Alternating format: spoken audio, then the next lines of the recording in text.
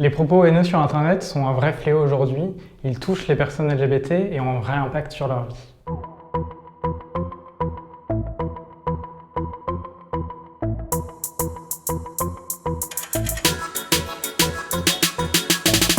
On reçoit énormément de signalements à SOS Homophobie de personnes qui sont insultées sur les réseaux ou harcelées sur les réseaux parce qu'elles affichent ouvertement leur homosexualité ou leur transidentité.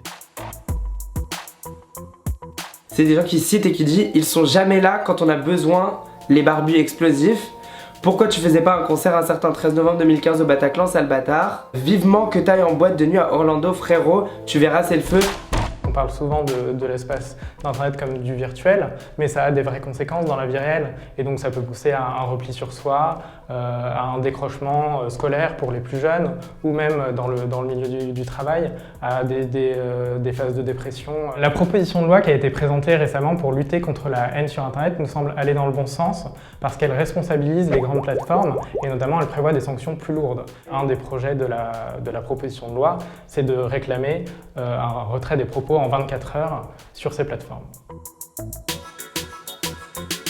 C'est très important qu'on s'assure que ces plateformes mettent en œuvre les moyens pour faire reculer la haine sur leur réseau. On parle ici de modération, et donc qui dit modération dit analyse et étude des propos qui sont signalés pour les faire retirer effectivement. Sur la question de l'anonymat, la proposition de loi actuelle prévoit qu'on puisse accéder à l'identité des personnes une fois qu'elles ont commis un délit.